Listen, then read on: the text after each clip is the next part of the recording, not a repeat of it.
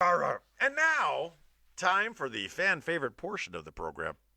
This Week in History, trivia style.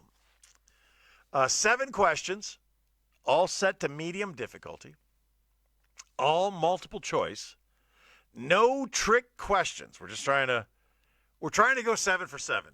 And listen to me, folks. I say this with all honesty. If you go 7 for 7, you're going to feel great. It's a great way to start your Sunday. And if you don't, well, no one's judging you. Okay? You keep your own score. I don't care. But if you go 7 for 7, I want to hear about it. On December 28th, 1895, what groundbreaking event took place in Paris that helped launch the film industry? December 28th, 1895, what groundbreaking event took place in Paris that helped launch the filmmaking industry? Was it the first color film was shown? The first movie theater opened? The first public film screening by the Lumiere brothers? Or the invention of the movie camera? You got 4 options to choose from. There's only a couple of us watching live today, so Jessica and James, I would like you to get your answers in as quickly as possible so we can get through this because my voice is shot. December 28th, 1895. What groundbreaking event took place in Paris that helped launch the film industry? Was it the first color film was shown? The first movie theater opened? The first public filming screening by the Lumiere brothers? Or the invention of the movie camera? James pops in with the invention of the movie camera. Jessica pops in with the invention of the movie camera. And I agree. How could it possibly be any of the other things if the movie camera hadn't already been invented? Great job, everybody. I think we'll find out together at the end. On December 29th, 1975, what U.S. city experienced a major hotel fire that led to nationwide changes in fire safety codes? 22-second delay. Got it. That's why I repeat the things. On December 29th, 1975, what U.S. city experienced a major hotel fire that led to nationwide changes in fire safety codes?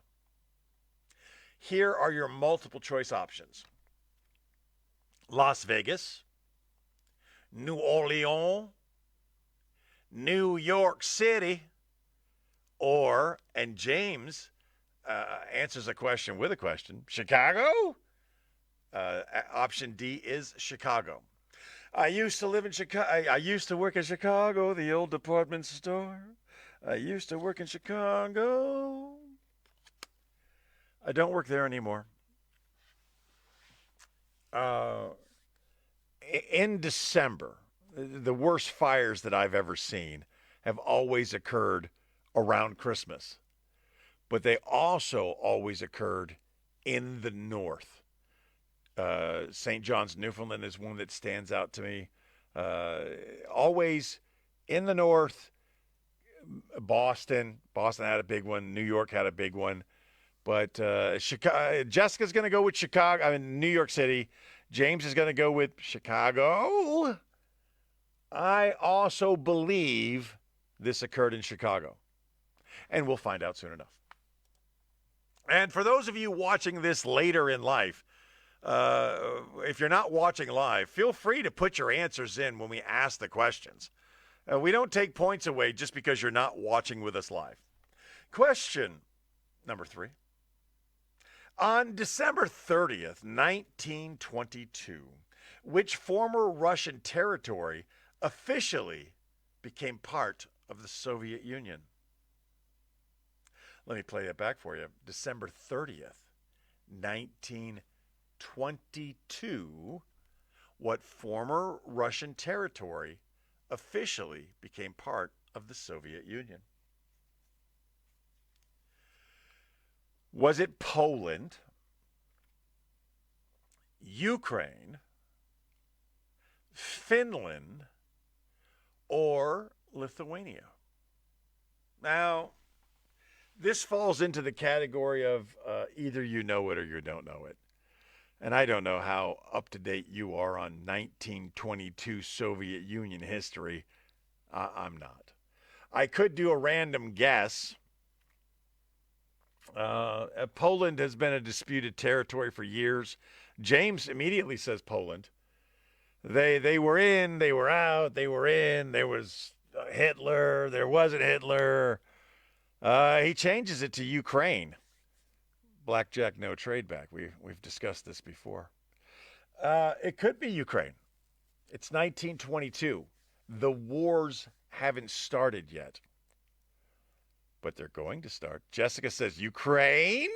What is with this family and the question marks? They are both going to go with Ukraine. I'm going to go with Poland. It's just because it's such a disputed territory. They probably joined back into the Soviet Union because they saw what was happening. Then they were the first ones to be taken down by the Germans, and eventually they leave. I think it's Poland. That's my guess.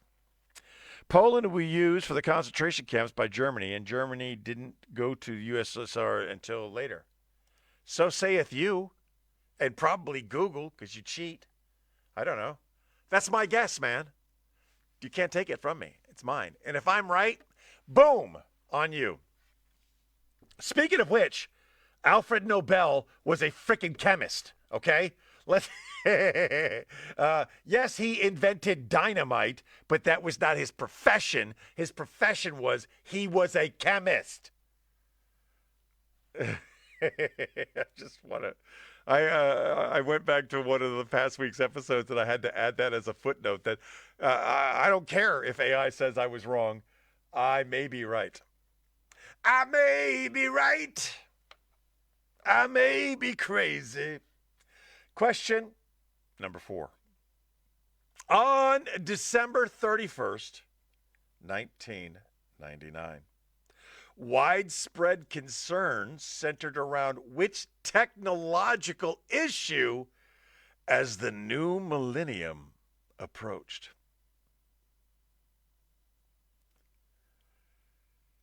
On December 31st, 1999, widespread concern centered around which technological issue as the new millennium approached. Was it internet overload?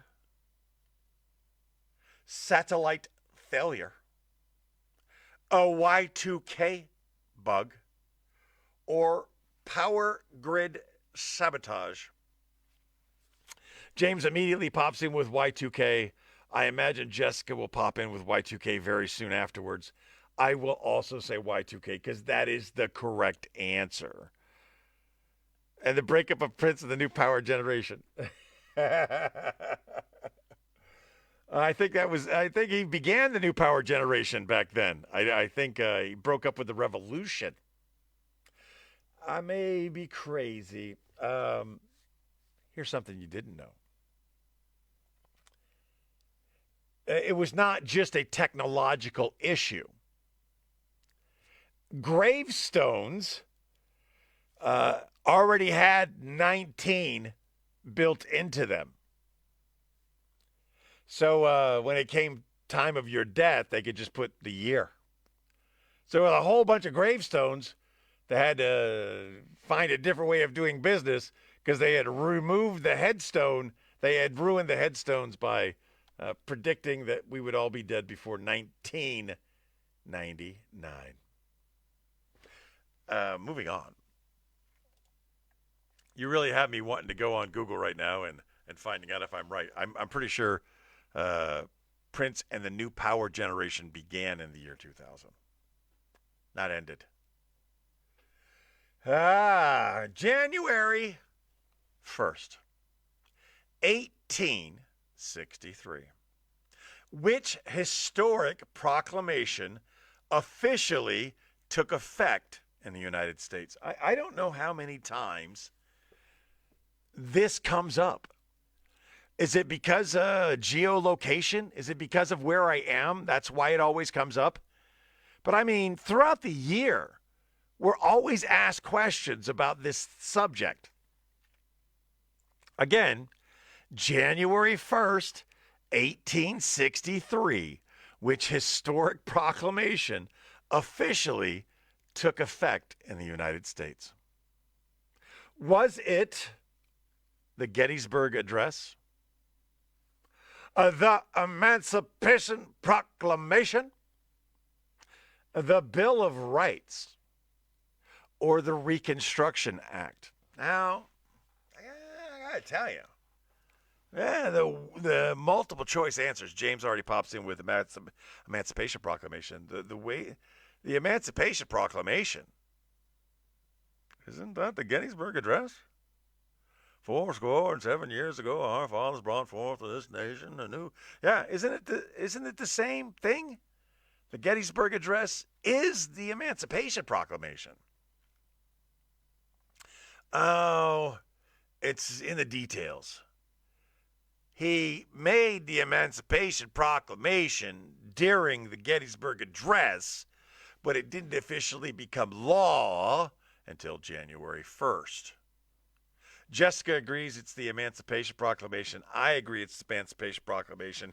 It is definitely not the Bill of Rights. That's about 100 years too late. And the Reconstruction Act, the 13th Amendment of the United States Constitution,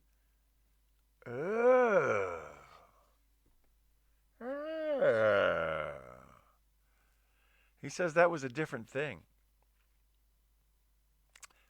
I believe the answer is the Reconstruction Act.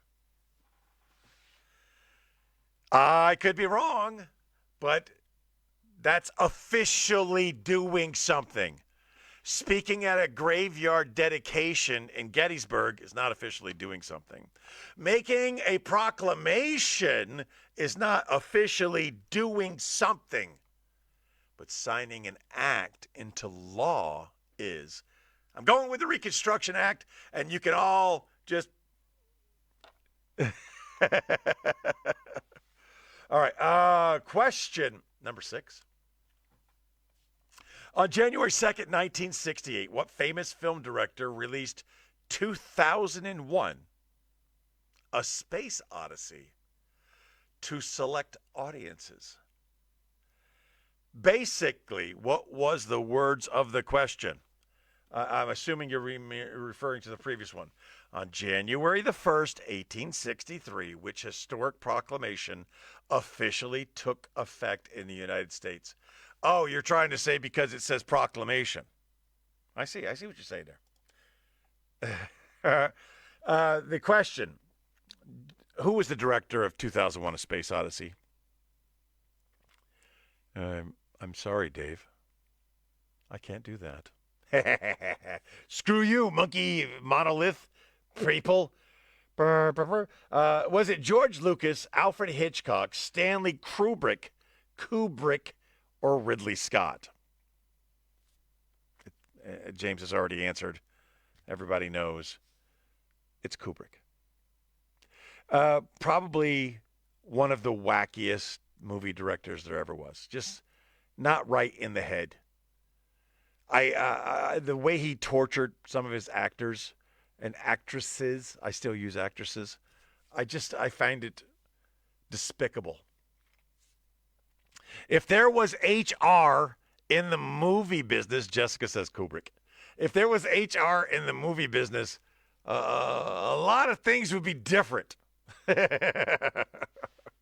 All right, question number 7.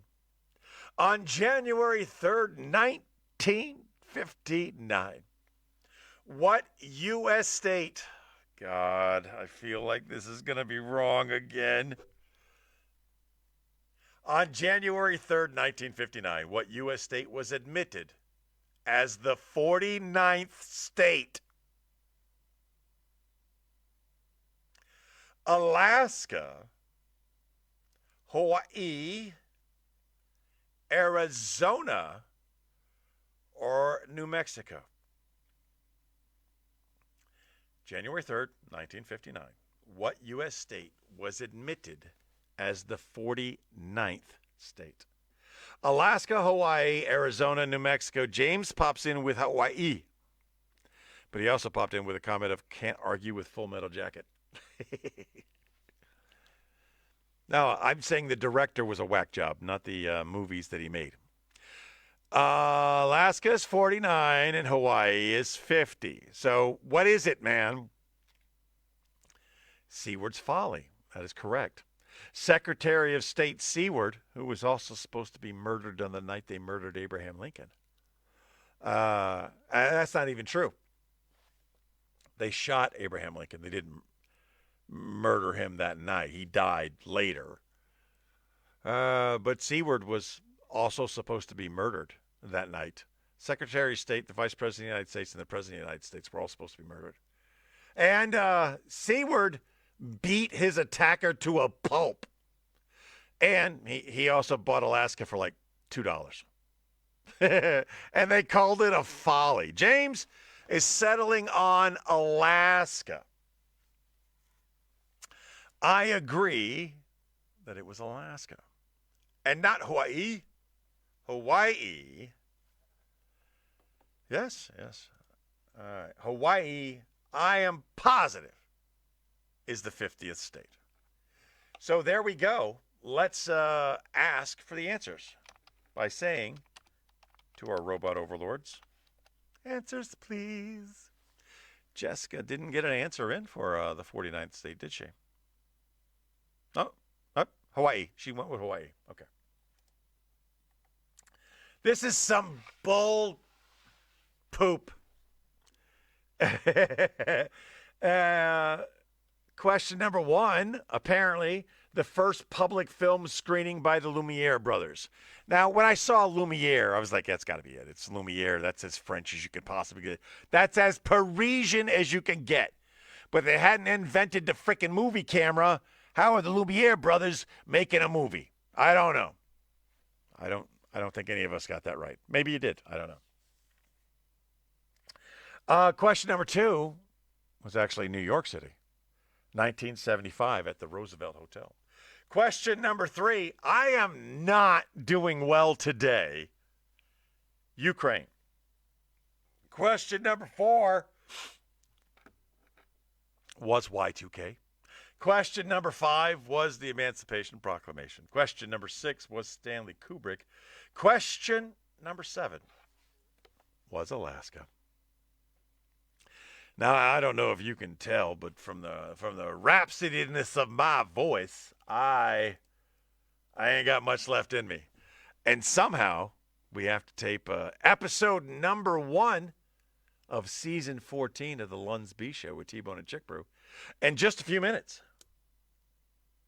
And then I get to watch my Buffalo Bills beat the New York Jets. Let's go, Buffalo. Ladies and gentlemen, I remind you today, as I remind you every day, just be the best person that you can be. And if you're a great person today, be an even better person tomorrow.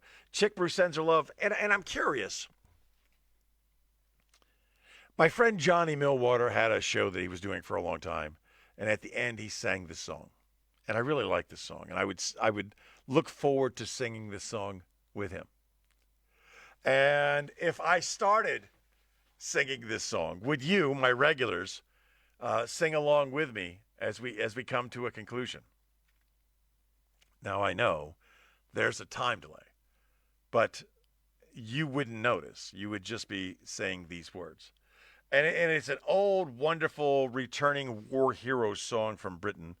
And we don't have to do all of it, but it's something like this. We'll meet again, don't know where, don't know when, but I know we'll meet again some sunny day. And there's another verse to it, but we'll stick with that one right now. I like the way, I love the sentiment of that song. With that being said, Lunsby. Keep shining through, just like you always do.